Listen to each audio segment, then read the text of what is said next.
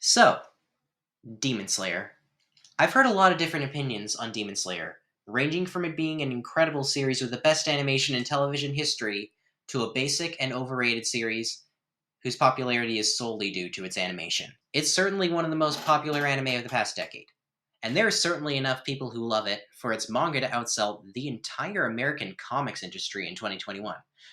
So I finally decided to check out the series, starting with Season 1, the one with Episode 19. So what did I think of it? It's one of the least ambitious battle shonen I've ever seen, but with that lack of ambition comes a refreshingly simple story with great character dynamics that was the perfect breather between my first read of Chainsaw Man and my upcoming first watch of Fullmetal Alchemist Brotherhood, both of which I will be making episodes on. I had a lot of fun with this season and I'm really looking forward to what comes next. Now, I didn't put a spoiler warning on my review of the Pilaf saga because literally everyone has been spoiled on Dragon Ball at this point, including me. However, Demon Slayer definitely deserves a spoiler warning. However, before I get to that, I'll run through what I can without spoiling. I like Tanjiro as a protagonist, and I love his motivation, but I have some problems with him that I'll get into in spoiler territory. Nezuko is peak adorableness and one of my two favorite characters. Inosuke takes the other spot. He's just so hilarious.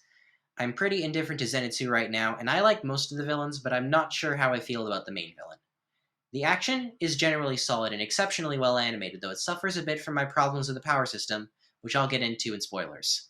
As for the animation, it's just as amazing as I was told it would be. UFO Table produced the best CGI animation I've ever seen from Japan, managing to do something I've never seen replicated elsewhere, using foreground CGI to enhance the action rather than as a crutch. This is most prominent, not in episode 19 surprisingly. And with that, we enter spoiler territory. Skip to this time in the video to avoid being spoiled. I'll also put the time in the description. So without further ado, spoiler warning for Demon Slayer Season 1. Anyway, I like Tanjiro, but I definitely feel like he goes too far when forgiving some of his enemies, with Rui being the biggest example. As well, I don't think the concept of a shonen protagonist who forgives his enemies enhances Tanjiro as much as some people have said it does. But like I said, I still like Tanjiro and I love his motivation. Nezuko is probably the most interesting character in the entire series at this point. Her transformation into a demon broke my heart, and her subsequent defense of Tanjiro healed it. Watching the season and slowly realizing that Nezuko remembered her life as a human warmed my soul, and the few lines she has said after the pilot are some of my favorite moments in the series. Plus, as I said before, she is peak adorableness. My problems with the elemental breathing power system mainly come down to lack of explanation. There's no distinction between the different elemental styles, which is mostly a problem during the otherwise phenomenal end of episode 19. And in general, I feel like I didn't understand anything about how the power system worked, which weakened the action a tiny bit, but not by much. As I said before, Demon Slayer has some really good action that steadily ramps up in intensity and quality over the season, with standout fights including the fight with not Tamari and not Arrow, as well as the fight with the drum guy, which is the best example of CGI enhancing action I've ever seen in anime. I didn't care much for the training arc at the end, and I don't like the Hashira being incredibly weird. It's a trope that I didn't like in One Punch Man, and it's even worse here.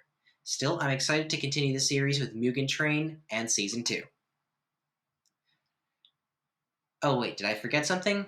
Oh right, Episode 19. Demon Slayer Episode 19 is the peak of the season without question. Beyond the best action and animation so far, this episode is a perfect example of a story that uses themes to enhance its story rather than distract from it. In this case, the theme of family. This episode takes the time to highlight the differences between the family Tanjiro has and the family reforged, as well as exactly why Tanjiro's family bond was the reason he survived the fight. From Tanjiro's all-or-nothing gamble based on a memory of his father, to Nezuko pushing herself harder than she ever had to protect her brother, to the fight being ended by the closest thing Tanjiro has to a brother, to Rui losing his memories of humanity the longer he clings on to his false family. Everything came together in episode 19, and during the Mount Nanagumo arc in general. Alright, that's it for the spoiler portion of the review.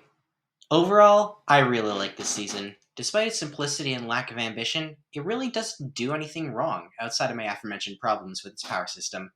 It's got great characters, a decent overarching story, great action, and some pretty excellent animation from a studio that's always been pushing the boundaries of what CGI can do in anime. I can't wait to watch Mugen Train and then watch Season 2. I am giving Demon Slayer Season 1 by Koyoharu Gotoge and UFO Table a 7 out of 10. I hope I didn't pronounce anything wrong. Also, thank the Lord there's no fan service.